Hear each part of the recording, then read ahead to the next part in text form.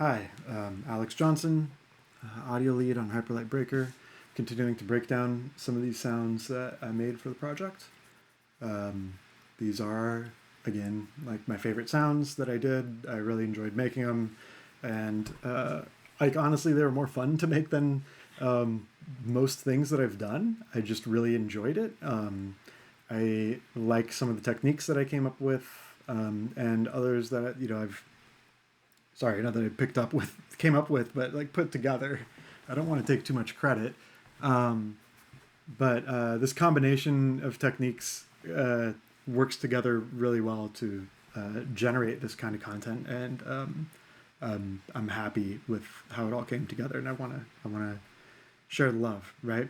So let's get right into it with this, the third one that I did. Again, I'm doing them in order. This is the heavy sword. The heavy sword had this chain explosion ability, and I brought in in-game capture to show. Well, let me do this. So there's a chain of explosions, right? There's an initial explosion, and then there are subsequent explosions. And what I did was I made two explosion sounds. And you can see that this is chain explosion and this is first hit sweetener. I already had a whoosh that was made somewhere else, so it's just the explosion, and I'm sorry, I hope this isn't too loud. But there's the first hit sweetener, and then this one, again, sorry, the sound's kind of sharp. But needed like a real punchy sound, because like what I wanted was like do do do do do, you know, and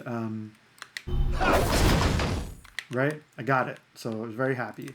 I wanted to figure out a type of a way of getting the energy that I want, but have it sound metallic but not metal, right? So I made this this explosion sound actually with phase plants entirely. Like that sound is the core of everything, and it is fully synthesized. So I'll go into how I made that. But first, let's look at the sweetener. The sweetener is very, very straightforward. Let's see, it is. So the sweetener only plays on the first one, and when the chain happens, you get one of the sweeteners and one of the explosions. But then for each subsequent one in the chain, like you just get the explosion. But as like laid out in my session, I did them together every time. So that's why I wanted to show the video. All right, here we go. So we have this first hit sweetener. We're using a limiter here, hitting it pretty hard. So you can see with it, it's nice and beefy. That is, let's see, so we'll look at this first sound, which is propane cannon explosion, pitched up 1 octave. And I really wanted this sort of like, I wanted the sweetener to just be sweet. It didn't need to have a huge transient, because I knew that the core hit that you get on each one is going to be really punchy, and that is attenuated. So if you're the one who fires this, then the first one's nice and punchy. If someone else does it near you and it goes past you, then like they're punchy when they go past you. Let's look at what I have done here. Filterverse, which you're going to see on just about every single sound in this whole sound set. Let's see. So first we have bread and butter. Without it, actually let's turn Filterverse off entirely. I'm sorry, didn't do this. Here we go. So yes, it's a cannon pitched up. If I pitch it back down, it sounds like this. right? That would not sound right here. So pitched up it does. Pitched up it's more appropriate. More aggressive. It doesn't need to be gigantic and loose like that. Let's see. Oh, I meant to turn off Pro L2. I'm sorry. I plan to do more of these, and as I do it, I'm getting more comfortable, and hopefully I'm going to get better at watching what I'm doing. So let's, like, seriously, like, no processing. In fact, we just mute the reverb. So there's the original. There it is pitched up. Doubled in speed, and 1 octave up. And we can, let's leave the limiter on for now. And yeah, let's go. We're looking at Filterverse. Let's turn Filterverse on.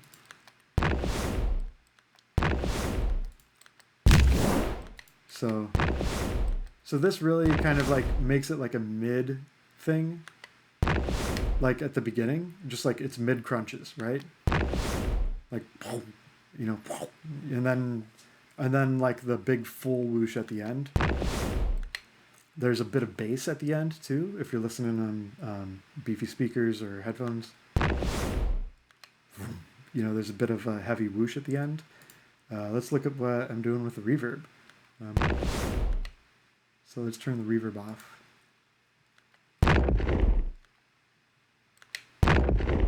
Yeah. So that's where we're getting that slide, that nice sound. And then turn recenter back on. So it's like localized, right? And let's get our reverb here. So that's my spatial reverb, which I like to like. There's a couple of different reverbs that I like to use. I use Pro R2 a lot. I really like just this 3D vintage ambience to like glue things, but in this case I'm using a late tail. Let's solo it actually, because I haven't really done this. It just sort of makes it sound like a real sound that's happening somewhere, which is really important when you've been doing wild shit, right? Like doing, like, yes, there's a reverb here, but because it's being modulated over time, that's how you're getting, like, let's turn off that modulation. See? Turn on the modulation. It's because it's changing the, like the pitch, which is really like the reverb length in this tool. When you change that, you get artifacts, and those artifacts can sound pleasing, and kind of, it's a way of making whooshes that I use sometimes, especially when I want like a pretty synthetic whoosh and I want a certain characteristic that I can get from a reverb. So yeah, okay. Next sound, we have, this has got transient shaper and disperser. Looks like I processed it. What did I do? So the original sound is that. I think did I leave what I did? Usually when I process stuff, I leave it here, like that, like I do with this. But looks like I didn't in this case. Not sure why. Okay. Sometimes that'll happen if I do it in another session and then it's like, oh, I want to copy it over. But yeah, I did something on this and rendered it down. Okay. So let's turn our effects on. This is gonna be pretty straightforward. So first, no, don't share. First, I have a transient shaper. I use this neutron transient shaper when I want to do multiband. I'm pretty used to it. I'm happy with it. It does what I want. You can kind of make it overall precise. You can change the recovery time or the attack time. Yeah. So I'm not changing anything right now. We're just listening to it. And without it, with it. It's a bit more of like a hammering, like doom, you know? And then recenter to just, because the sound was originally not centered. It was kind of like leaning to the right. Then we have disperser here, which is just a very easy way of getting a doo kind of a sound, right? It's all pass filters, so it will do that. And then we have Pro Q3, where I wanted like a scooped kind of a thing. Because if you remember, there's a lot of mid noise on this one. So, and also this one up top, remember at the beginning, we're looking at the bottom one right now. We're still looking at the bottom one, right? But remember how on this one, on this top sound, we have this. So we're really like carving away the lows at the beginning and then giving it a bit of rumble when it's back in this low peak position, right? At the very end. So together, let me see if I am, yep, couldn't see what I'm doing. Here we go. So together,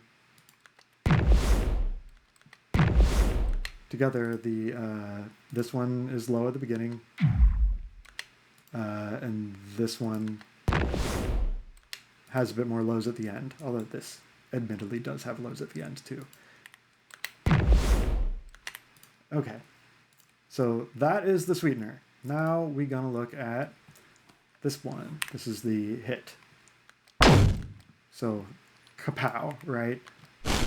We have like a crinkle, kind of a energy flaming zap kind of thing that I ended up with there.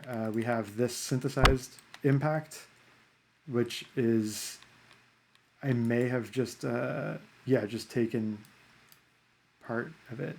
Yeah, just this little chop.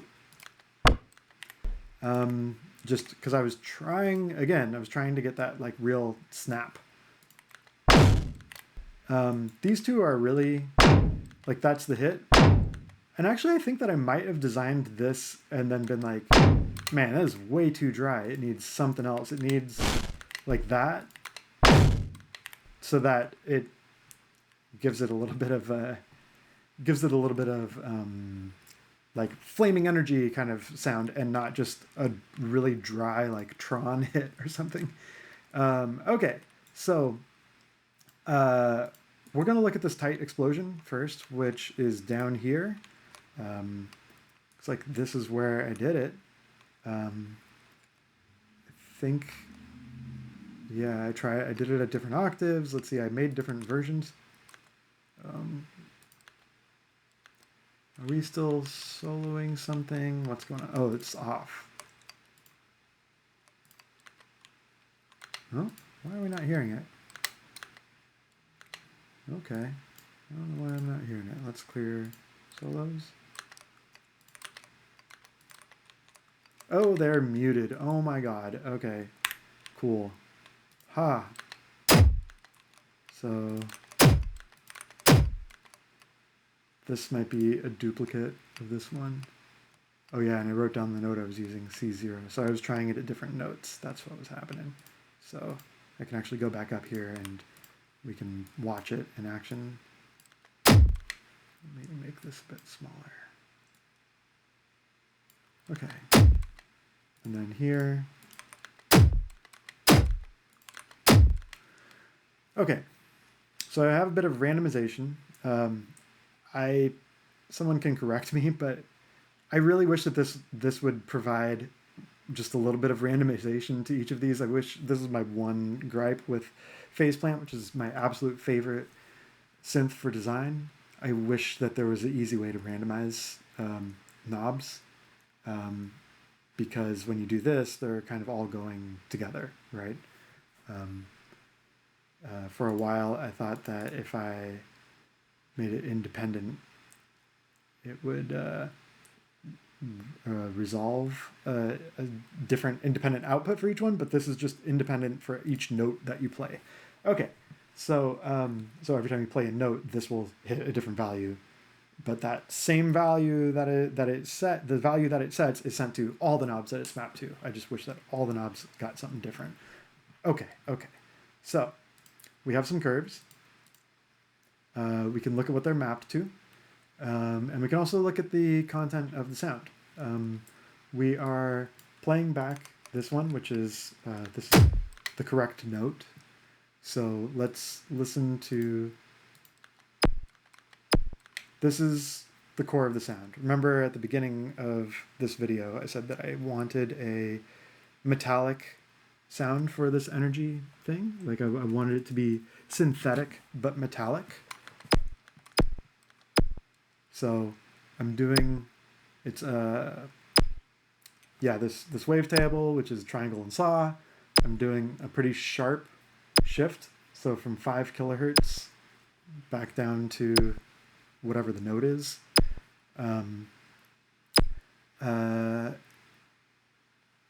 So that's that component.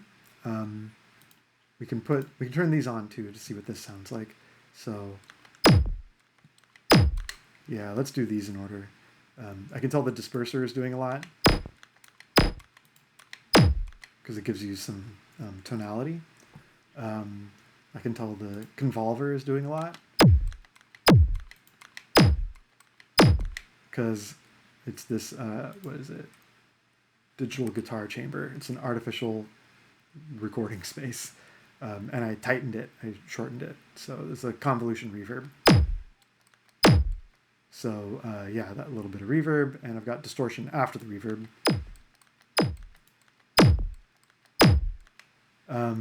I also have a filter here. See, without that, this disperser, so that's with it. The disperser is kind of tamed, right? Turn it off. That's way too much low frequencies. There's no reason to have that. And I've got a transient shaper.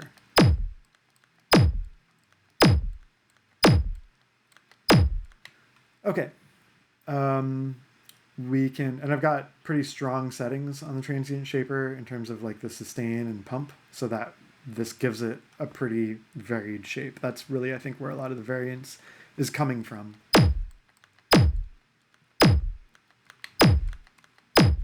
Okay. The second sound is, I believe, just noise. Yeah, it's 2 noise generators. It's going through all the same processing, right? Without it, I mean, it's just noise.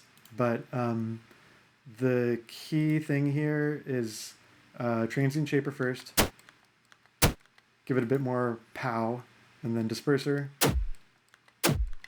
Let's see, we've got our nonlinear filter to kind of tame it, and then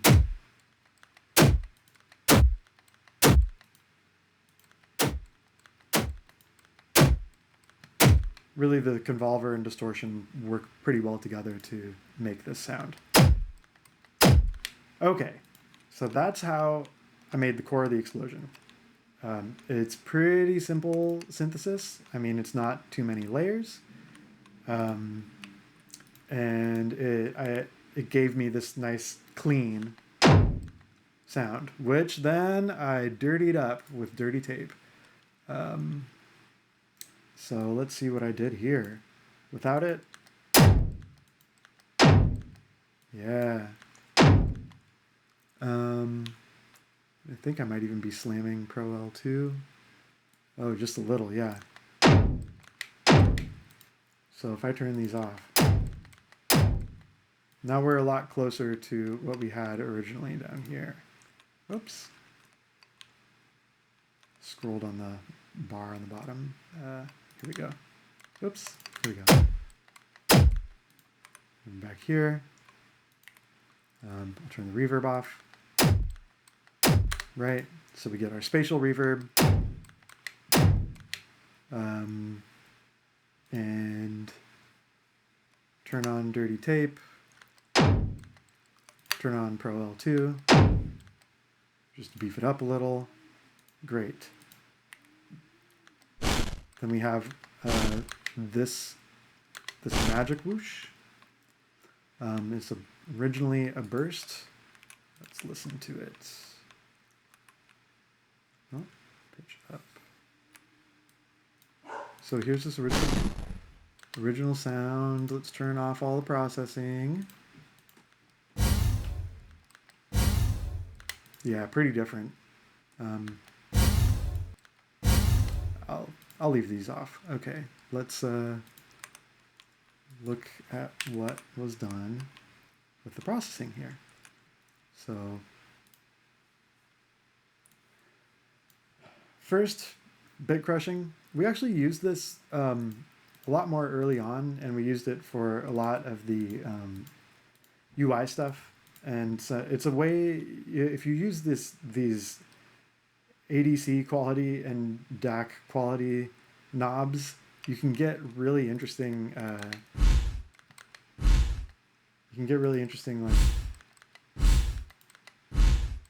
Like kind of like overtones, like really high harmonics and stuff.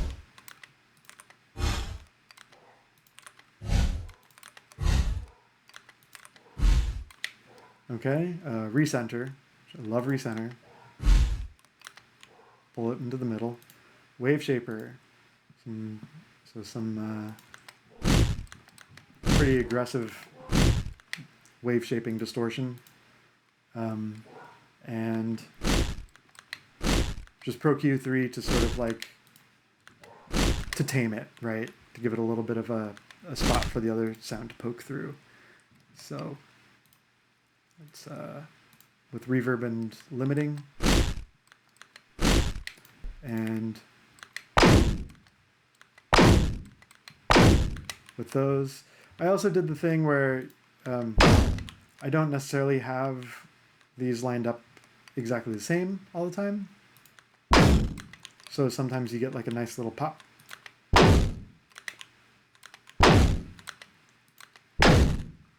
Okay. Yeah, there you go. So we can play that one back again as it was in the game. There you go. Pretty simple, tight output. A lot of the work on this one, I think, was in refinement and trying to get like the nice tight sound that I had in my mind. All right, thanks for watching.